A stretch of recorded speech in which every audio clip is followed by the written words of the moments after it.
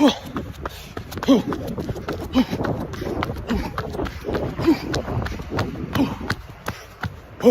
right, what's going on, guys? All right, so I'm taking a quick break of my own training today, my running training for the day, right?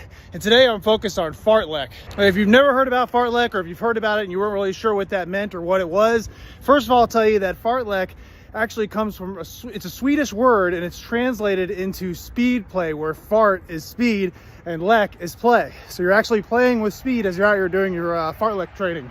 Now, before we get all the way into exactly what FARTLEK training is and how I utilize it myself to maximize my results in conditioning and to run faster overall, I want to real quick tell you that every week of your running training, if you're an avid runner, if you're somebody who's just trying to get out there and start your running, or you're just trying to get better in general with running, whether you're trying to get faster, run farther, whatever it is, during your training week, you should only dedicate 1 to possibly 2 of those days that you're running during the week to a hard level of training. And that's going to be maybe sprints, running up hills, maybe your long run day, or FARTLEK. And that's because during FARTLEK, or during your speed play workout, you're going to be doing sprints, but you're also going to be recovering at the same time. And that's the beauty of FARTLEK training, is that you can go ahead and get a hard workout in for your day while also getting in some recovery. All right, so what does a FARTLEK workout actually look like, and how do you do it? So typically you'd start out with a quick warm up, whether it be 5 minutes or a mile, or whatever easy looks like for you. Just make sure it's at a jogging levels, a conversational pace, something very easy just to loosen up.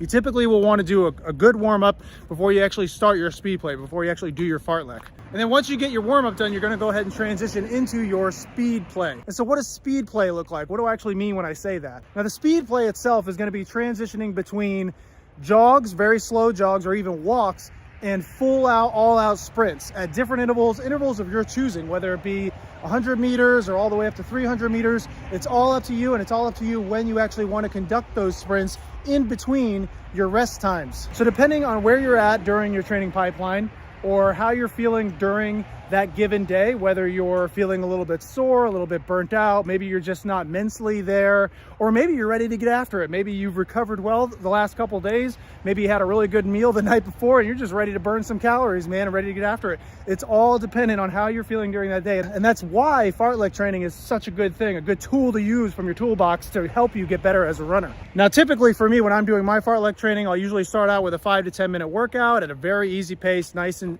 easy jogging, warming up, just lubricating the muscles a little bit. And then I'll usually do anywhere between a 30-minute to a 40-minute session of actual FARTLEK training. You want to keep your FARTLEK sessions somewhat short, or at least not long. Okay, now that 40-minute time period that I just mentioned might have sounded long to some of you guys, but relative to me, I usually train an hour and a half to 2 hours of running when I go on a moderate to long run for myself. And I'll do that 2 to 3 times a week. Okay, so 40 minutes of FARTLEK training is not really a long training session for me. So even though sometimes I feel like I want to go a little further, I try to stick to that standard so I can really get the most out of it and not overdo it, because again, we're focusing on recovery during this workout. I'll usually try to find a route that has good landmarks that I can reference as I'm doing my FARTLEK training. So for example, where I'm at today, I'm on a hard surface.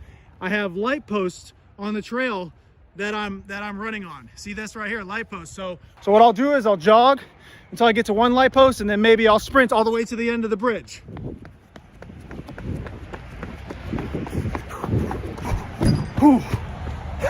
Like that. So you'll be jogging for most of your FARTLEK workout, for most of your speed play. But every now and then you're going to go ahead and find yourself a reference point. You're going to find yourself some sort of landmark that you're going to conduct a sprint to. And these landmarks should be somewhere between 100 to 300 meters away from you. So you're going to want to find a place where you can identify landmarks like that. And most places have that. These landmarks can be anything. It could be a tree that you see. It could be a sign. It could be a fire hydrant. It could be anything that's stationary, that wherever you are, you're going to sprint as fast as you can to it. So for example, I see a good 100-meter target right now. It's going to be that flag over there. Hopefully you guys can see that. There's a flag.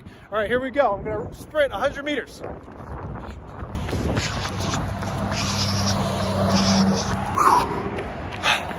And there you go. Once I do the sprint, I'll bring it right back down to recovery mode. And for me, I usually like to try to just jog it out, nice easy jog. But if you really need to, you can walk, but you don't want to be going too fast. That's the key. And then there's no dictated time to wait until your next sprint.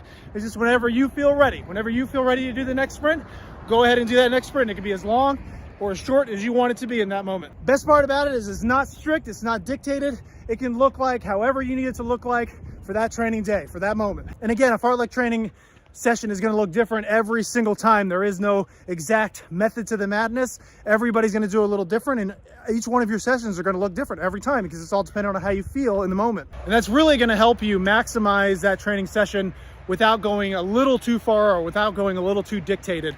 A lot of times we get into these training pipelines. Every day we know exactly what we need to do for that given day of training, and we have to execute, right? Well, that can get draining after a while. Sometimes you just need a break. Sometimes you just need a free day. And the fartlek training as a runner will give you that freedom of choice without sacrificing progress. And honestly, I always look forward to my fartlek days because I know I can just go out there and just do whatever I want to do, whatever I feel like in the moment. And sometimes we all just need to do that. Got to give the body and the mind a break sometimes, guys. But we don't have to sacrifice our training in order to do so. You also want to make sure that you mirror your warm-up with a cool down at the end, okay? Don't forget to do that. Whatever you did for your warm-up, make sure you place at the end of your speed work as a cool down. Now guys, I normally do a fartlek at least twice a month. Sometimes I like to do it a little bit more. Sometimes I'll even, if I know I have sprints on the schedule and I'm just not feeling it, I'll go ahead and replace that with a fartlek session, I'm not gonna lie.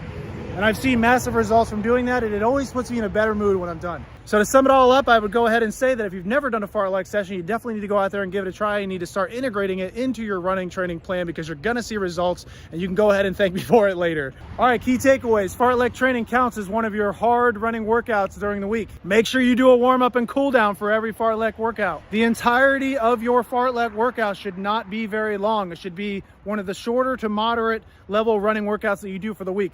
And remember that your sprinting intervals are all up to you. Just make sure you give yourself enough recovery time in between those sprinting intervals so that you can pick it up again on the next one.